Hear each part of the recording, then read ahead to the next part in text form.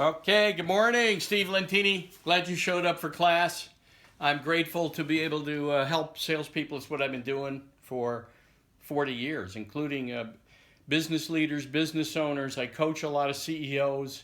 I'm also coaching directors of sales and vice presidents of sales and CEOs of public companies. And so what I've been teaching people is how to deal with certain energies in their life, especially salespeople. And so what I'm talking about today is fear.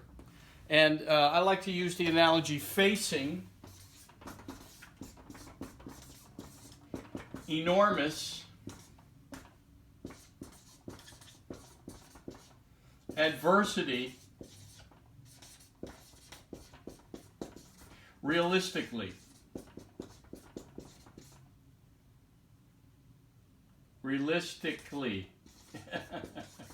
Or responsibly. Okay, so facing enormous adversity realistically. I put enormous in quotes because enormous, we usually make fear enormous. When we get on the other side of fear, we typically find out that it was no big deal, that we made it bigger than it was. And so realistically means breathing, coming back into your body and asking yourself, are you making it enormous? Are you making it, whatever you're fearing, enormous? And what I say to salespeople and to business owners is, whatever your biggest fear is, you bring it up. You bring it up. So with salespeople, a lot of times they say, well, you know, when I hear that maybe we're looking good, that it's interesting what I've got to say, typically when I hear that, it means people are really just trying to find a way to say no. Is that what's happening? It's okay if you want to say no. Or it's a delay tactic, typically I hear, that people are just kind of putting it off so that later on they can avoid my phone calls, put me in voicemail jail, and eventually tell me no. It's okay. Let me know. But whatever your biggest fear is, think about what your biggest fear is. Write it down. What do you typically hear from people? What are you afraid of? Let's say that you're selling business-to-business supplies and you walk in, and of course, they're doing business, so that means they're buying whatever you're selling. Then your biggest fear would be, my biggest fear is that you're going to say you're happy, you're not going to change, there's nothing you would do to change. I hear that a lot from people. So is that really what you want to say to me? Or if your biggest fear is that most people don't want to talk to salespeople during the day, you come in and say, hi, my name is Steve. I'm not selling anything for now, and a lot of times when people find out I am a salesperson, they don't even want to talk. Do you want to talk? Would you like to move forward? So you find what your biggest fear is and you bring it up. Now, when I say facing enormous adversity responsibly, there are some things we should be afraid of in life. Like if somebody's got a crowbar and they're coming at our car to smash through the window or to hijack our car, then you get that window up and hit the gas and get the hell out of there. That's responsible, understanding the fear in your body. But most salespeople are fearing rejection, which, how could you be rejected? You can't lose what you don't have. You can't lose what you don't have. And what you want to do, the reason salespeople get rejected is they walk in not wanting to have a conversation and to find out where people are standing. They walk in and they give a spiel. I've witnessed it. I've witnessed salespeople. In fact, I've worked with salespeople on the road who they were very good at keeping and maintaining the accounts they had, but they couldn't open up anything new. They couldn't open anything new. I've worked with 50, 60 salespeople, 100 probably in my lifetime, who were flat or were good farmers and they couldn't really hunt. And when they learned that you could be a blend, they could be a blend when they get over their fear. And when the reason they get rejected so much is they're doing all the talking. If you're not giving a seminar, then you're not supposed to be doing all the talking. Your job is to get information, not to give it. And to make a connection with people. Your job is to meet people in the beginning, not to sell anything. And today the new energy is helping people buy. It's helping people buy. Herb Chambers owns a ton of car dealerships in New England, and he's got billboards that say, you don't like salespeople, neither do we. You don't like car salespeople, neither do we. And he's got new billboards that say, we don't sell you a car. we're helping you buy one. That's the shift that's been gently made over the last 30 to 40 years. I noticed it when I got in the business. That's how I taught myself this method and how I'm teaching you by experience. I've made thousands of face-to-face calls, thousands. And I've made millions and millions and millions of dollars in sales, multiple $1 million sales. 4 or 5 times I can think of customers that turned into $1 million customers by helping them buy and being present with them and facing whatever my fear was in my mind by bringing it up, helping people come to the conclusion that I was a fit or not, or that we could help them or not. And I wanted to hear, were they a fit for me? Because not everybody's a fit. Okay, so rejection is BS. It's something that we put in our mind. We say we're rejected, but we're not. We're not. You can't lose what you don't have, or you can't lose what's yours really. And we never sell everybody. There's no one that sells everybody. It's a fallacy. Salespeople have this legend built up in their mind. Well, I can sell ice to an Eskimo, or I can sell you the shirt off your back. That's not true anymore. It's BS. No one likes the back slapper. The extrovert is going out as a good salesperson. The introvert is coming in. Because they're curious and they ask questions and they make a connection. So the job today is to balance that. Balance that extroverted idea, because the extrovert will go out and knock on doors, but they'll also push a lot of people away with that energy.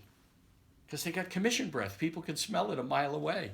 Yeah, that's what I call it, commission breath. I've witnessed it over 40 years, and I'm selling every day. I'm selling my work every day. And I invite people to the conversation as to whether or not it's a fit. Not everyone is. But I'm selling people all the time on the idea. And then how do you show up in life? So how you show up, if you're pushing and you're got a spiel, you know how you show up? That you're more interested in what you sell than helping them hear whether they could use you or not. Or helping the customer hear, the future customer, not prospects, the future customer, helping them figure out what's the best solution for their challenges, their problems. So if you show up talking about your product with a spiel, guess what? You've just showed them that you're more interested in you. You have commission breath. You're selfish. Commission breath stinks. So breathe. Come back down into your body and be curious. Whatever it is you sell. I don't care. I'm working with people that sell genome mapping software. And I'm working with people that sell medical devices. And I'm working with people that sell services. And I'm working with people that sell business-to-business products. It doesn't matter what you sell. It doesn't matter what you sell. The way a salesperson shows up today is making a connection. Those people are more successful. And they waste time, very little time. They waste very little time on people who aren't going to buy from them because they help people figure it out a lot more quickly because they're not attached to outcomes. It's called detaching from outcomes. It's something you can learn. It's about raising your emotional quotient. It's called EQ. And you can raise your emotional quotient. You cannot raise your IQ. And I've seen some very smart people do some dumb things when they're in front of future prospects because they're more concerned with their own goals. They're more concerned with closing rather than helping people buy. They didn't even know the shift. They didn't even know the shift was made and that the typical sales environment has passed them by. That typical sales approach that they've been using for years, that it no longer works. And they're working a lot harder to close people. So, anyway, let me recap. Fear. Bring up your biggest fear first. You be upfront with your biggest fear and use it when you're listening to people. Use it to when you hear wishy-washy words or, hey, send me some literature, that's really a no, that they're not interested for now. And you bring it up. So when I hear a request for literature, I really hear that it's a delay and you'd really like to say no. I'm okay with no. Is that where you're at? You bring up whatever your biggest fear is. Rejection, there is no such thing as rejection. You can't lose what you don't have. So you just want to figure out, is there an opportunity for now or for later? For now or for later. Keep the door open. Work to build a bridge. And remember, some people need to be shot out of the funnel. Some people aren't worth your effort. Some people aren't worth your effort. I have people I don't want to spend my time with. How do you show up? So how do you show up in life? Are you inviting people by making a connection with them and figuring out where they stand, as opposed to you walking in with a spiel? Hey, I sell XYZ, and we can do this, and we can do that, and we can do this, and we can do that. That just shows that you have commission breath, and it stinks. And people will run away from you because you're pushing at them. Picture an energy where you're pushing at them. But if you're curious and you want to ask a few questions, I see you buy what I sell. I typically hear that people are happy, and they really don't want to spend any time talking about it. Is that where you're at? Then you figure out other questions. So what if I had some ideas to help you? If you were me, would you stop in 3 or 4 or 5 times a year, every other month, or once a month when I'm in the neighborhood? I'm in the neighborhood a lot. I sell Joe and Mary and Sue. And so you show up differently. When you change, things change.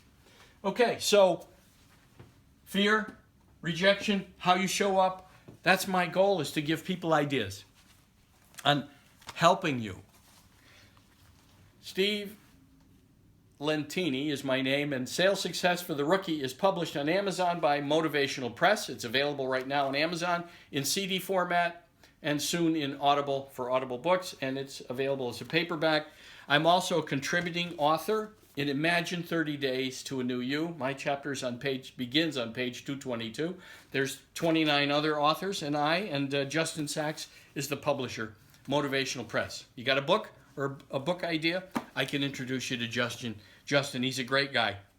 I've also written Sales Success for the Seasoned Sales Veteran. These are self-published on my website. How to stay at peak performance. Sales Success for the Seasoned Veteran. Sales Success for the Spiritual-Minded Salesperson. How to sell without losing your soul. And my leadership and life training is Wake Up, Jump Into Your Life.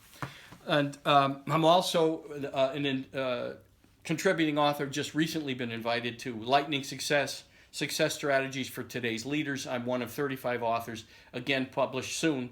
I think December it's coming out from Motivational Press as well.